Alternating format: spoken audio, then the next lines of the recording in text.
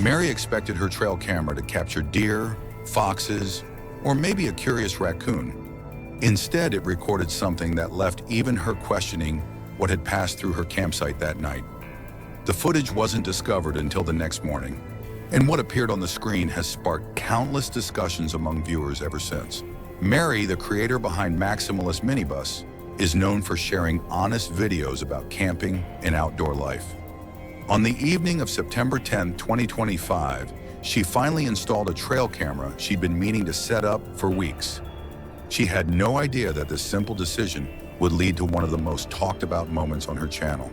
I've had this camera for at least a year, maybe more, maybe even 2 years. It's a trail cam with a little solar panel on the top, and it has its own power and everything. And I searched for it because I wanted one that had its own power so I could put it anywhere. Didn't have to worry about whether I have power there. And it has the solar panel, and then it also has inside this little door, it has battery backup. You're supposed to put batteries in it, which I haven't done yet. Surprise, surprise. But anyway, the batteries are like C batteries, or, oh no, actually, you know what? It's 4 AA's. And finally, I was at Walmart and I remembered. So I got an SD card. So now tonight I can set this up. Maybe the hammock is next. I'm going to put the camera on this little footstool that I always put in front of my tent when I close it up for the night. It's basically just shooting right next to the bus. Probably not the most exciting place to put the camera. Probably should put it over by the creek. But for the first night, I don't even know if it's set up right. So I'm just going to leave it here. After a quick stop at Walmart, Mary finally had everything she needed to set up her trail camera. That evening, she placed it near her tent, facing the bus and the surrounding woods. She expected to capture nothing more than deer or raccoons during the night. The next morning, something immediately caught her attention. Her tent zipper wasn't the way she had left it. It looked as if someone or something had opened it. At first, she ignored it. Then she remembered the trail camera. She checked the footage, expecting a normal animal. Instead, she found something she never expected. In the first part, it shot at like 8:30, and it just got like some campers walking to the restroom, but then nothing until 2:30. And then at 2:30, you should see these headlights. So it looks like the car's coming from around, like maybe either somebody drove in and they're turning around right now, or I don't know. Or I don't think it's a camper, but so the headlights come this way, and then it's a pickup truck that goes by. I don't recognize it. It could belong to a camper, could belong to somebody in the cabins up the road, but I know most of those cars. It's not a vehicle I recognize. Let's start with that. But right after it goes by, keep your eye on this over here. Okay, there he is.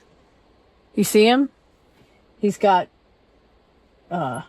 glasses on that are shining. He's got on a baseball cap. It looks like he might have a goatee. And here he comes. He walks across. See, he's got a trash bag, it looks like. And I thought at first he had a backpack on, but you'll see in a minute it's not a backpack. So he walks by. And then it missed the first part of him, but then he comes back with a flashlight.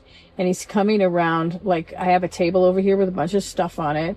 He's coming around probably checking out what's on that table. I think okay, now look, here he comes. Now he's shining the flashlight in through the mesh of the tent, trying to see what's inside the tent. And you can see like his pants are all kind of frayed and everything, but he leaves again. He walks by and he's going like probably over to the golf cart to see what's in the golf cart, because the golf cart's parked in front of the bus. And then he goes around. I think he must probably go around the bus and come back again, because give it a second. He's going to come back. There he goes, coming back around for another chance. And this time, he's not going to just look inside the tent. This time, yeah. Give him a second. There he goes. He's coming right to the tent. And look at this. He moves the camera. I mean, he moves the camera. I guess he doesn't know it's a camera, but he moves the steps with the camera so that he can unzip the tent and get inside. And then he's inside the tent for all. You can hear him plunking around, moving things, stuff like that. Moving stuff around. And then the movement stops, so the camera kind of stops recording. And, I spliced these together. This wasn't all one. It was just one stopped and then the other started. But you can hear him still, but you can't see him. There he goes. Now he comes out. He's got that jug of water, which I think he had going in, but he's got a trash bag, and he's wearing a trash bag. It's not a backpack, but it was pouring rain last night, so I can understand why he'd have something. At around 2:30 a.m., a pickup truck slowly passed through the area. Moments later, someone emerged from the darkness. The person appeared to be wearing a baseball cap, glasses, and what looked like a large trash bag over their shoulders. Moving cautiously, the individual used a flashlight to look inside. Mary's intent and examined the items around the campsite. At one point, the trail camera was even turned to face a different direction. Whoever it was remained there for several minutes, taking their time before quietly leaving the area. But I can't really find anything. I mean, the most obvious thing would have been this tablet. I mean, I don't leave my laptop in here, so tablet would have been the next best thing. He didn't take it. Then again, it's kind of old school. Maybe he's an electronic snob. I don't know. My printer's here. This is a good printer. He didn't take that. Umbrella lights, solar umbrella lights. Those would probably be good if you were camping or something. Maybe, I don't know. He didn't take them. Ryobi charger would only be good if you had Ryobi tools. Elvis glasses. Yeah, all this stuff is still here. Oh, my hummingbird feeder is still here. He didn't take that. And this is, remember I told you I had a cute squirrel feeder? This is it. It's not assembled yet. Surprise. But I do have a toolbox in here, and it's got a lot of small tools, you know, things that he could have taken either to use or to sell. Things with some value, and he didn't take those either, so I don't know. It doesn't really look like he took anything. So I don't really even know. When the person finally left, very few things were missing. Only simple supplies like hand sanitizer, rubbing alcohol, and toilet paper had been taken. Nothing expensive, nothing that would normally attract a thief. That detail made Mary Wendler see the situation differently. It didn't seem like someone had come looking for valuables. Instead, it appeared to be a person trying to get through life with whatever basic necessities they could find. Even so, knowing that a stranger had entered her tent while she slept was deeply unsettling. At the same time, she couldn't help but feel a quiet sense of sympathy for whoever that person might have been. Jessica is a travel influencer who shares her adventures from around the world, giving viewers a look at her everyday experiences, local cuisine, and the unique places she discovers along the way. She's known for her genuine personality, friendly attitude, and approachable style. But as you're about to see, those same qualities can sometimes put her in uncomfortable situations. In this video, Jessica was visiting Samoa and decided to stop by the AFU waterfall for a quick swim while filming her journey. What started as a relaxing visit, however, soon turned into an experience she hadn't expected. And I guess as I keep driving up, the bigger one's gonna be up there. Okay, I don't know if I'm meant to park here. But anywho, this is the spot. And I think it's just me. Wait, let's go check it out quickly. Oh my goodness. Wow.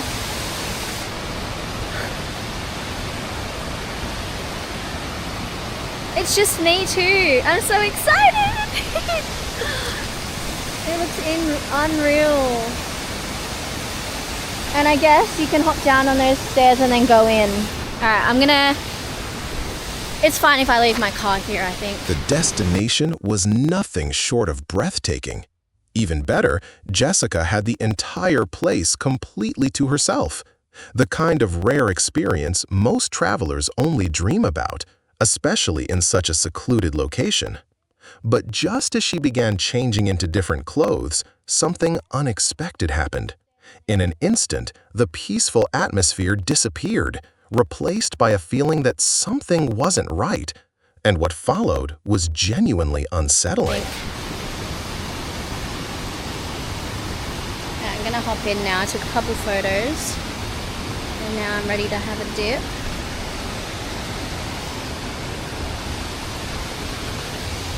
Are you okay? All good?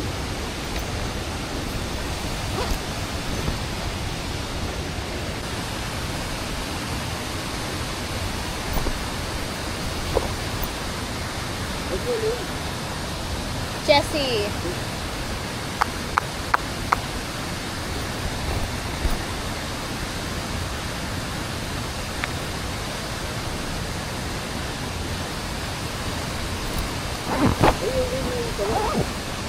Pardon? I can't remember the name. It's like, I don't remember the name. Sorry. There's a man and he's kind of just like hanging around me. Anyway. Even though the man was standing far closer than she was comfortable with, Jessica tried to brush it off. She had traveled a long way to experience this hidden waterfall, and she wasn't about to let one stranger ruin the moment. But as the minutes passed, his behavior became impossible to ignore. He never took his eyes off her. Then, the instant Jessica stepped into the water, he followed right behind, making it clear that this was no coincidence. Oh my gosh, the water's so nice and crisp. Whoops. It'd be good to have rock shoes or something. I feel like that man was like waiting for me to hop in so he could hop in or something. I don't know why. Wow. Look at that. It's so beautiful. It's pretty deep here, I think. Shit, it's so deep. I can't even like touch my feet on the ground anymore. That's a bit scary. Would you like me to take a photo of you guys? Yeah? That's okay. So the ladies, pardon? Over there. I'll try. No, all good. The man is telling me that I should go over here. Luckily, another couple was nearby, which gave Jessica at least some sense of security. Even then, the man continued trying to get closer to her. At one point, he gestured toward a nearby cave, as if inviting her to go explore it with him.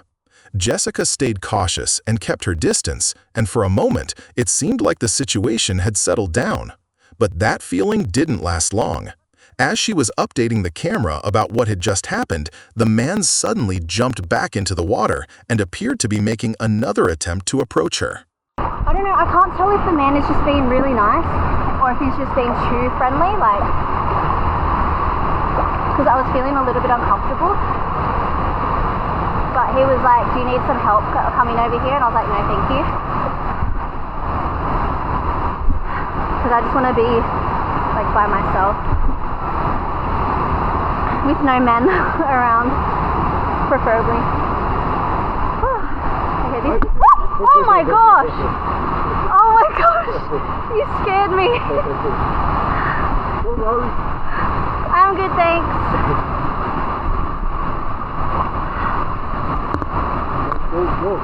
Pardon? Cold, yeah.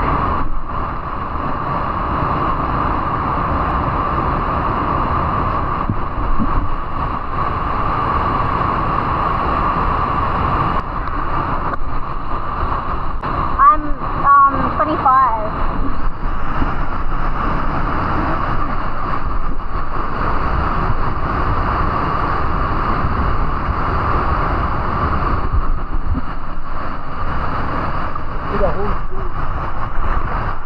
Pardon? Sorry? A hole. Oh, it's like a cave. Is it a cave?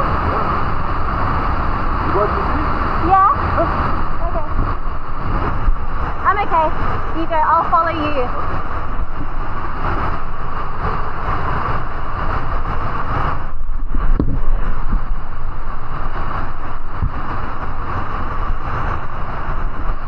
The man suddenly appeared beside Jessica, catching her completely off guard, and kept urging her to visit a nearby cave.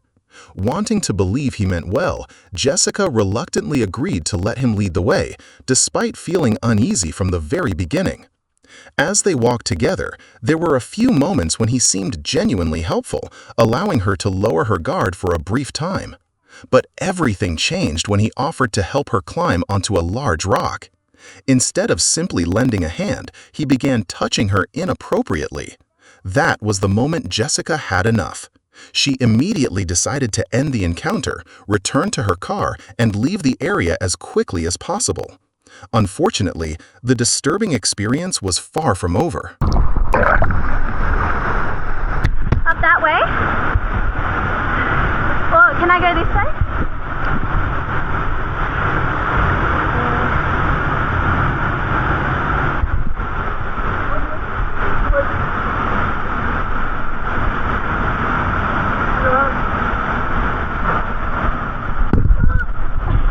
Thank you.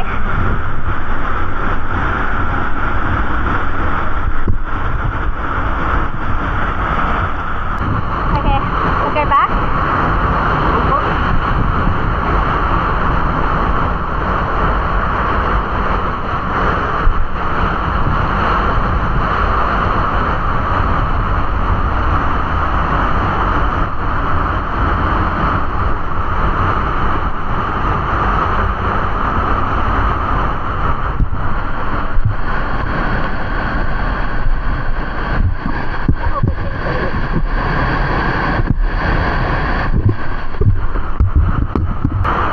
I'll follow you.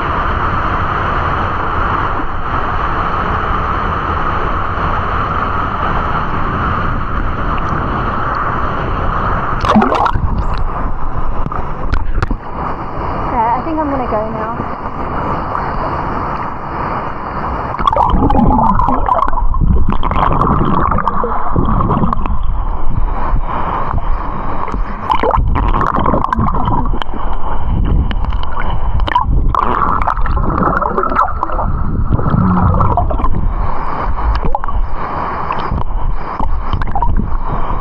Thank you so much for taking the photos.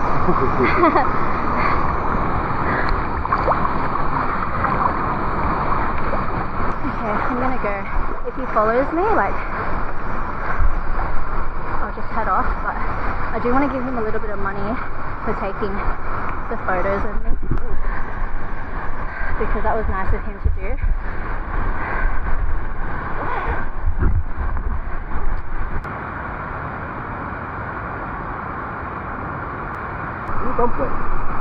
Yeah, one day.